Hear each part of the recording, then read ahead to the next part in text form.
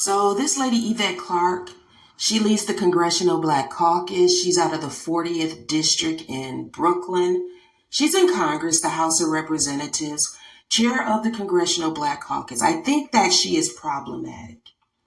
She's a Jamaican immigrant, but that's not really why she's problematic. She's proud of her Jamaican heritage and she celebrated the independence of Jamaica.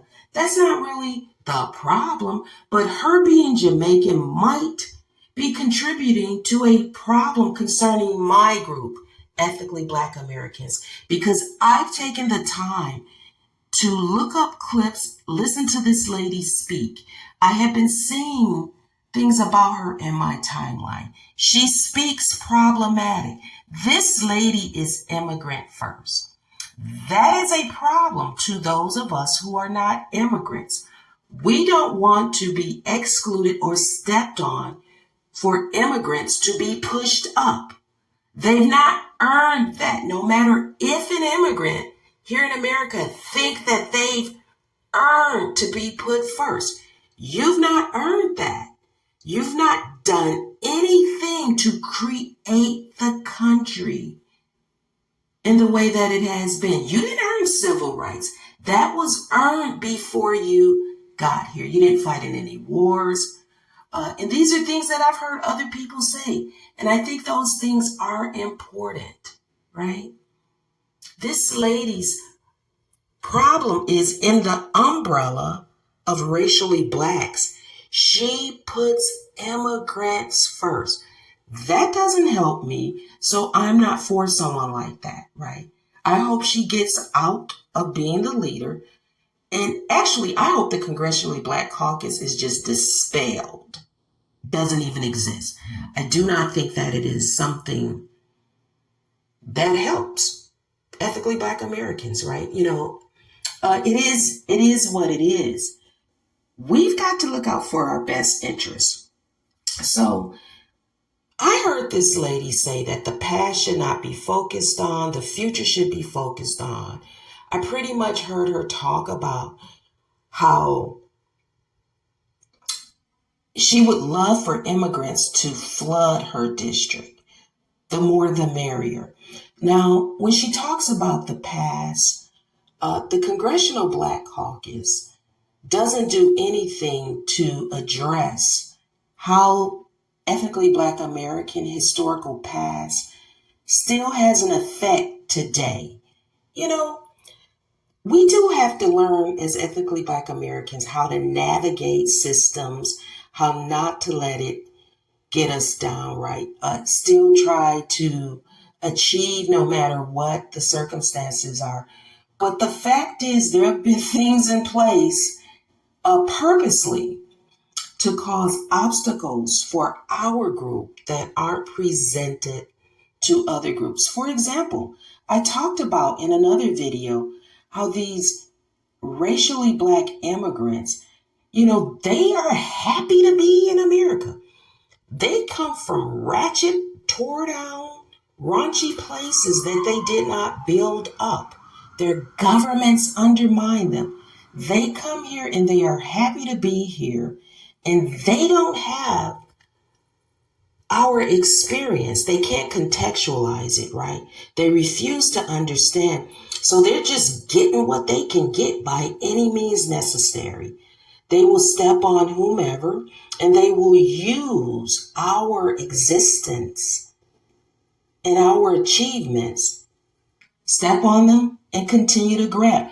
They don't care that the fact that they have an accent, a foreign name, that they are Black, that they are immigrant, maybe they're a woman, they could be a male, what they might be in the LGBTQ, that over the past 10 years, that has helped catapult them. They don't believe it. They think they're just doing things.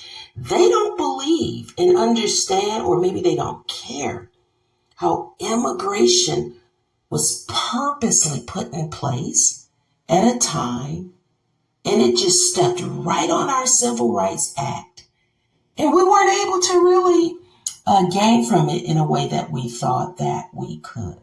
They can argue against that. We know what it is. So we don't have to let someone like this lady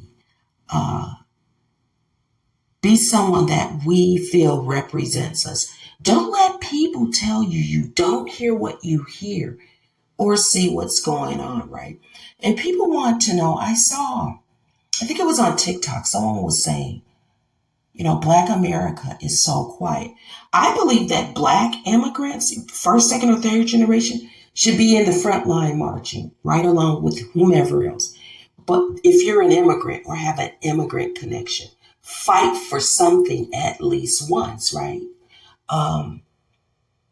So, we see that we've been undermined. Our inclusivity and embracing others has been undermined, right? Now, this isn't to say, there are Caribbeans, of course, that have done things in a way politically here in America or have taken political stances that includes the whole racially Black umbrella of people. That's not what these new or newer racially Black immigrants are doing, right? So I do think this lady is problematic, as evidenced by her own mouth. And when it became problematic for me, as far as like looking at what she's been saying, is this immigrant stance. That stance does not help me. So I don't think that she's someone that Black America, if you descend from enslaved people here on this United States soil generationally deep, this isn't a lady that should be embraced. Yes, immigrants, Jamaicans, of course, immigrants of other, maybe, yeah, they can embrace her, but this lady is not seeking to include our group of people. She just wants to use racially Blackness and appearance as some sort of togetherness. But her mouth and what she has said proves otherwise, evidenced by her own words, right? The Republicans and other people that are saying that the Democrats wanted to use unlawful entry into the country, immigrants' connection to people that are unlawfully in the country, as a power block to vote for them, that's absolutely true. Do not let people tell you you don't hear and see what's going on, right? It is what it is. We need to step differently. Ethically Black Americans, right? We understand this lady is for immigrants and Jamaicans, right? We don't have to embrace that.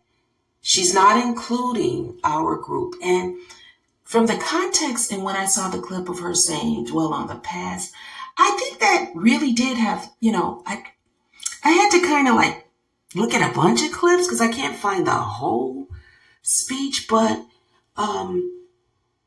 there are ethically Black Americans that are speaking about reparations. Reparations are owed to our group based on what the government promised. They never paid it, right? And you can go on and on and on and explain to these people that reparations it's something that's owed, but they're not going to get it. And that's what she was talking about. Focusing on the past. She doesn't want to focus on that. Well, she doesn't have to.